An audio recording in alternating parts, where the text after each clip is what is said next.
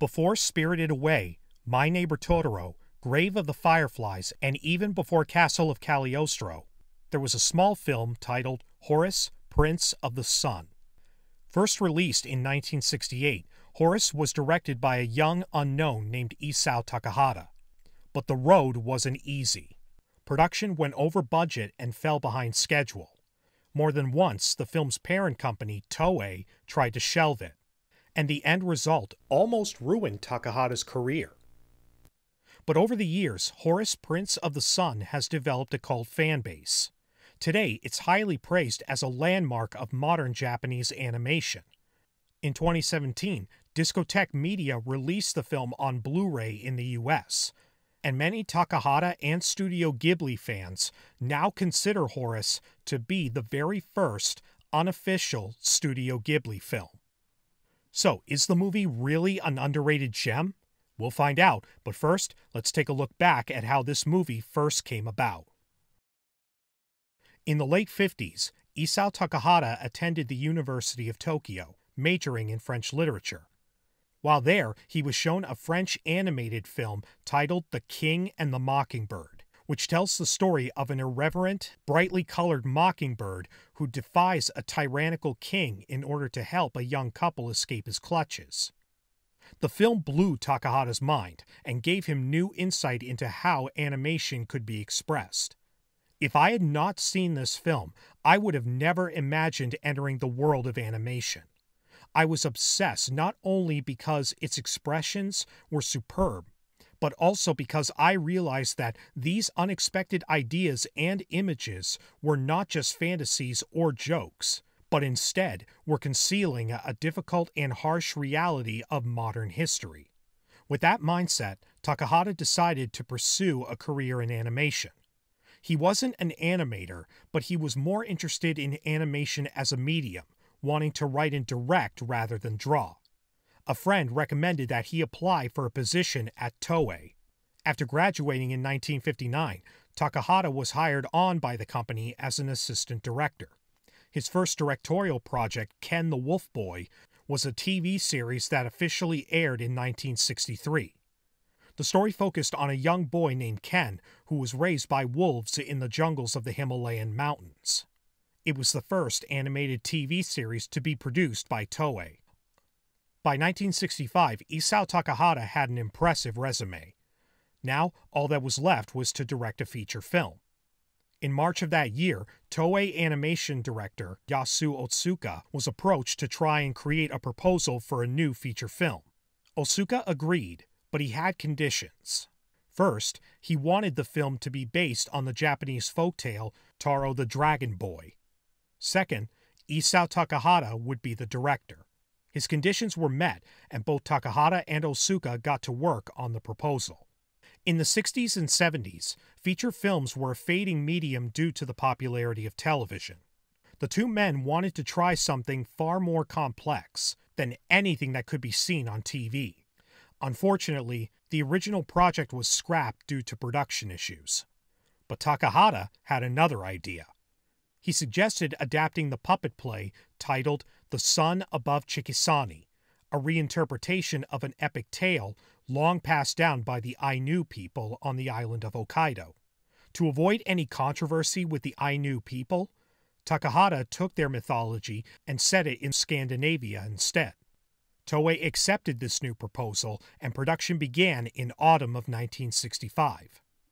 Takahata and Otsuka began assembling their team. Their staff members included animator Akemi Ota and legendary animator Yasuji Mori. They held a production meeting and invited their entire team to attend. They wanted everyone's input for ideas, no matter where they came from. As a result, one young, enthusiastic animator kept throwing up his hand with suggestions. It was Akemi Ota's new husband, someone who had shown great promise in the industry after only 2 years with the company. His name was Hayao Miyazaki. Miyazaki had joined Toei in 1963. He had grown a love for drawing as a kid, reading the works of illustrator Osamu Tezuka, the creator of Astro Boy. He was also quite fond of the Walt Disney short The Old Mill, first released in 1937. But his biggest influence into animation was the 1958 film Legend of the White Serpent, an adaptation of a folk tale about a white snake that gets transformed into a beautiful woman and falls in love with her former owner. The movie was the very first Japanese animated film to be featured in color. I have to make an embarrassing confession. I fell in love with the heroine of a cartoon movie. My soul was moved. Maybe I was in a depressed state of mind because of the university entrance exams, or maybe the cause was my underdeveloped adolescence or cheap melodrama. It's easy to analyze and dismiss it, but the meeting with Legend of the White Serpent left a major impression on my immature self.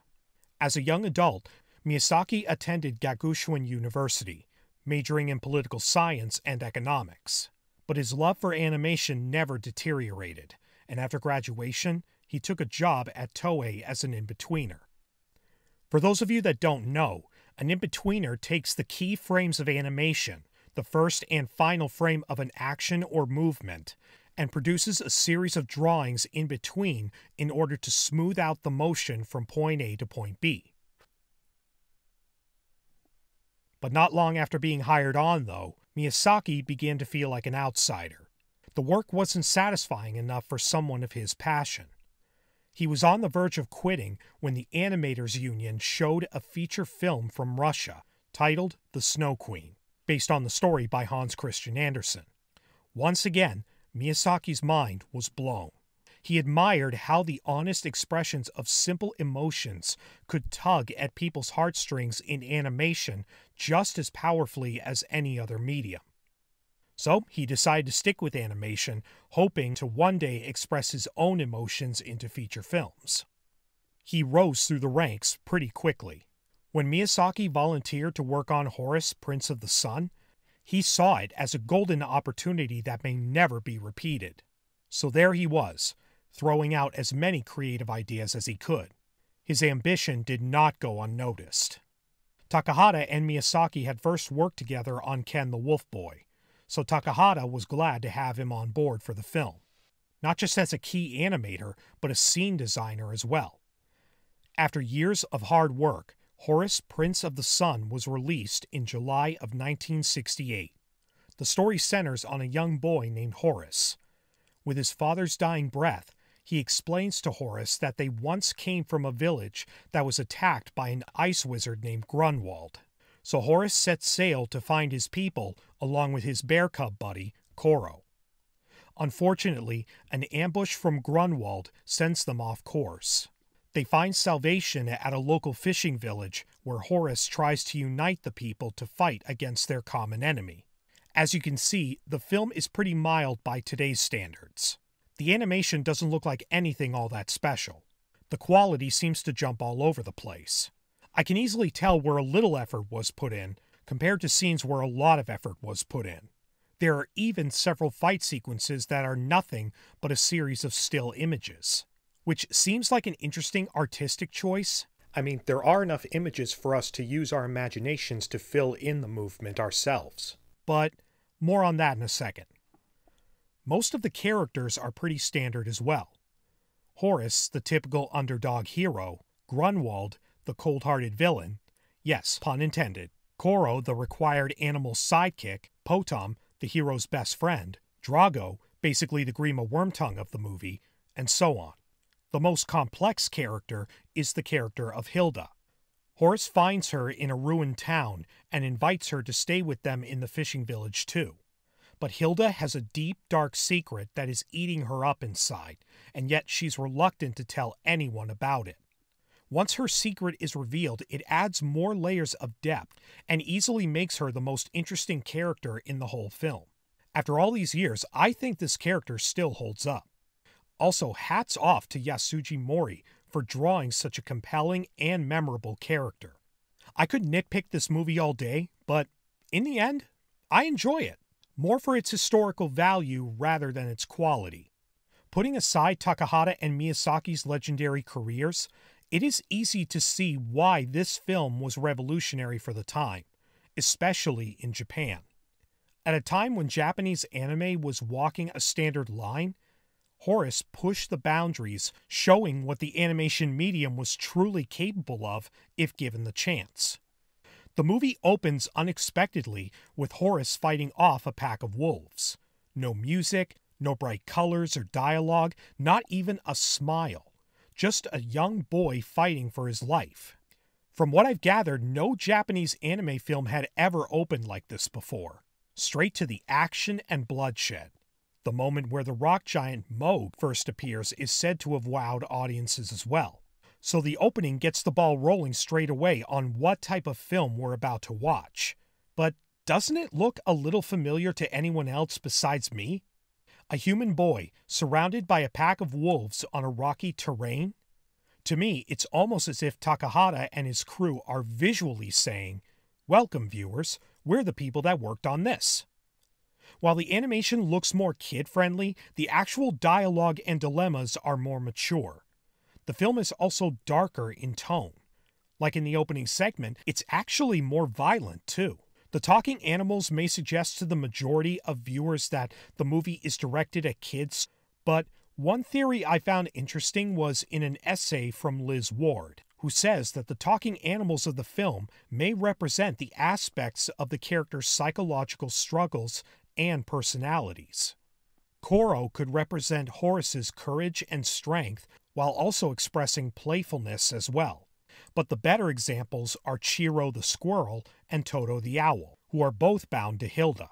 Hilda struggles throughout the movie with her inner demons, which could mean that Chiro may represent the angel on Hilda's shoulder, encouraging her better humanity, while Toto could represent the devil pushing his evil schemes. So, as groundbreaking as this movie was, it must have been successful for the time, right? Not really. The film did get a lot of positive feedback from audiences and critics, but it wasn't a financial success, at least to the higher-ups at Toei. They were not happy with the end result. Production was an absolute mess and took longer than expected.